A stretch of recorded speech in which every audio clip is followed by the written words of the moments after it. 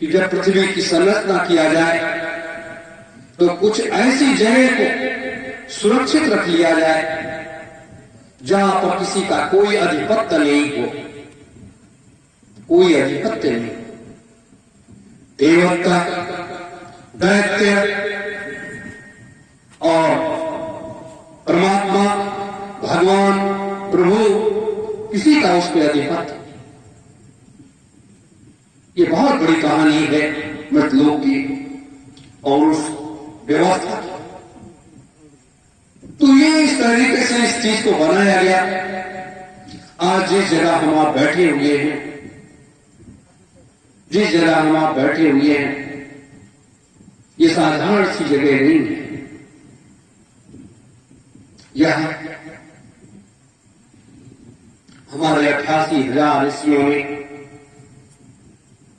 88,000 माताओं ने अपने बच्चों को भगवान शिव को देकर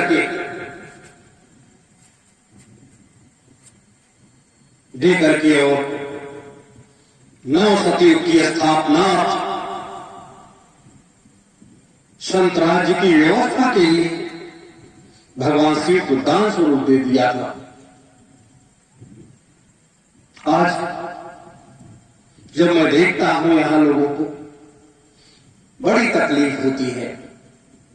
कोई कहता है कि मेरे पास समय नहीं, कोई कहता है मेरे पास।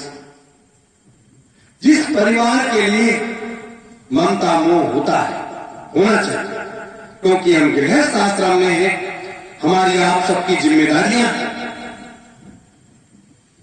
लेकिन उससे बढ़ करके एक जिम्मेदारी और है, वो सबसे बड़ी जिम्मेदारी उस गुरु की है। गुरु की आज्ञा, गुरु का आदेश लेकर के हम आप इस कर्म भूमि में आकर के डट गए। ये कर्म भूमि है हमारी, ये कर्म भूमि है हम लोगों की। इसीलिए जब यहां डट गए तो कदम पीछे खींच नहीं सकते, कदम आगे बढ़ाना है। कर्तव्य विमुख और कर्तव्य पथ का राही कौन बनेगा, ये तो तेजी के साथ आ रहा समय बताएगा। मेरे धर्म प्रेमी गुरु भाई बहन, ये रात्रि वेला में जो मैं आपको बता रहा हूं, ये जीवन के वो सार है जिस सार के तत्व को हमारे मनीषियों ने नहीं जल्दी बताया। पूज्य स्वामी जी महाराज ने उन सारे लोगों का वर्णन किया। 3 लोग 14 भुवन 9 खंडों के ऊपर का भी बात बताया। सारे राज रहस्य खोल करके रख दिया और सबको वो प्रोत कर दिया। करोड़ों लोग दौड़ पड़े, लेकिन जब उसमें मखानी चला दी गई तो मक्खन नहीं निकल रहा था। मक्खन उसमें नहीं निकल रहा था। 35 करोड़ लोगों में मक्खन नहीं निकला। थोड़ा सा मक्खन निकला तो वो थोड़ा सा मक्खन जो है, जैसे भगवान कृष्ण ढूंढते ढूंढते ढूंढते ढूंढते कितने लोग मिले थे? मात्र 15 आदमी मिले थे और 15 में 5 महत्वपूर्ण हो गए थे। 5 महत्वपूर्ण हो गए थे और 5 को एकजुट करके उन्होंने दुनिया का काया पलट कर दिया। तो आप सोचते हो कि ये संसार ऐसे चलेगा, ये प्रजातंत्र राजनेताओं का ऐसे चलेगा, ये जो कुछ संसार में हो रहा है ऐसे चलेगा? नहीं, ये ऐसे नहीं चलेगा। ये सतयुग तीर्थ की पावन धरा पर हम आप जो आए हैं, इसको ऐसे चलाने के लिए नहीं आए। हम आप सब आए हैं संसार की मृतलोक की व्यवस्था को बदलने के लिए आए हैं। इस व्यवस्था को बदलने के लिए आए हैं और मात्र सुधार करने की बात कही है। इसको इतनी बड़ी व्यवस्था बना करके जाने की तैयारी कर रहे हैं कि 2,03,000 वर्ष की व्यवस्था बना करके तब जाएंगे। 3,000 वर्ष के लिए सतयुग की स्थापना करेंगे, 2 लाख वर्ष के लिए संतयुग की स्थापना करेंगे। तो 2,03,000 वर्ष की व्यवस्था को बनाने के लिए आए और इसको बना करके तब कहीं जाने की आगे सोचा जाए। मेरे धर्म प्रेमी गुरु भाई बहनों, अपने पूज्य गुरुदेव स्वामी जी महाराज, परम पूज्य संत सम्राट जी महाराज, कोई कहता है कि मेरे अंदर समा गए, कोई कहता है कि उनकी शक्तियां मेरे अंदर समा गई, कोई कहता है मेरे अंदर उनकी शक्तियां समा गई। किसी के अंदर कोई शक्ति नहीं समाहित हुई है। जो लोग कह रहे हैं वो सब झूठ बोल रहे हैं।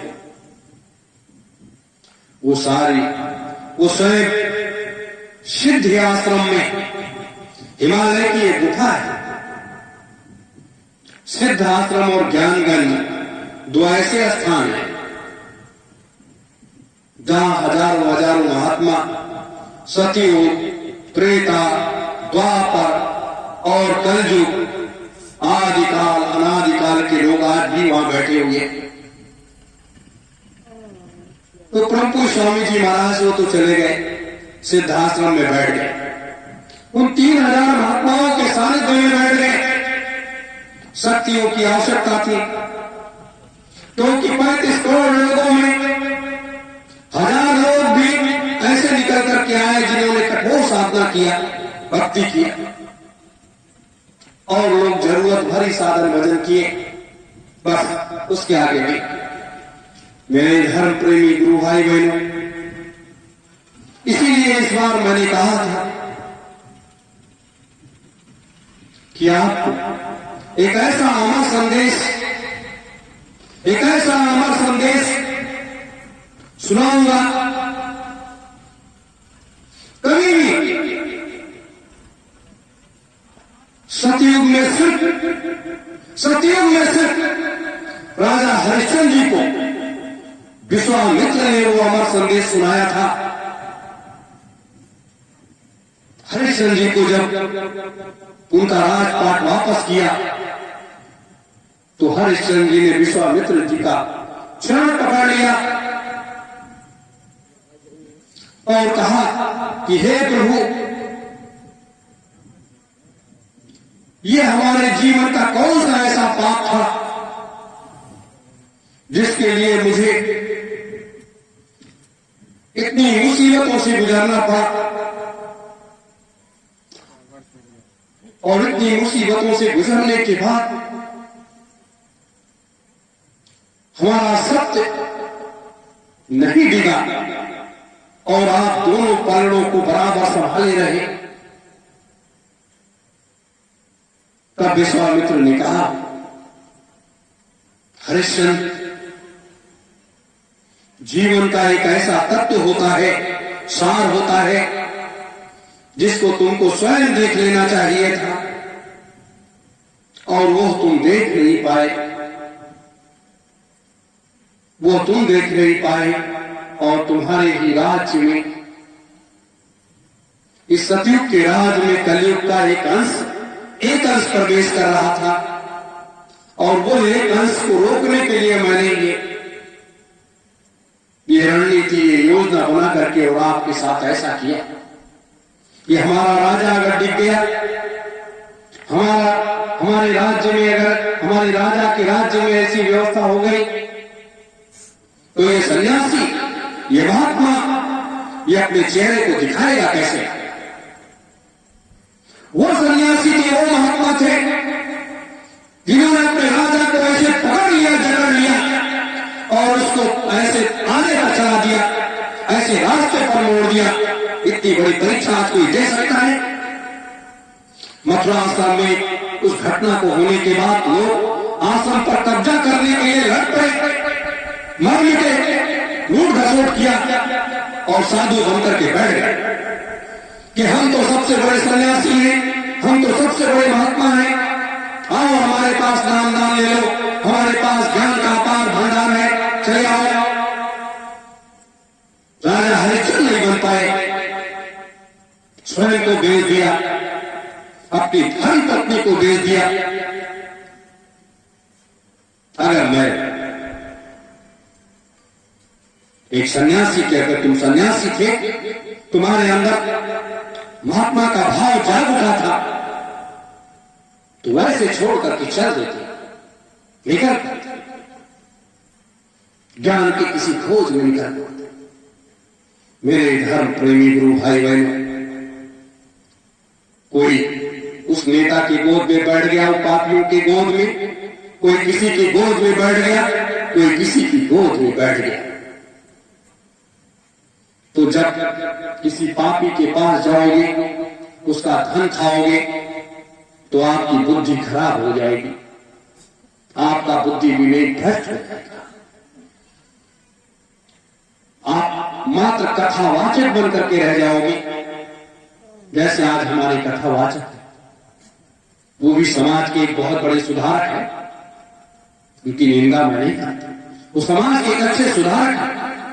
कम से कम हमारे ग्रंथों की, हमारे वेद पुराण रामायण गीता को आम जनता के बीच में बताते हैं किस इस तरीके से करना चाहिए, रहना चाहिए। लेकिन हम वेद और पुराण बताने नहीं आए, हम आपको उस सत्य के धरातल पर लेकर के जाना चाहते हैं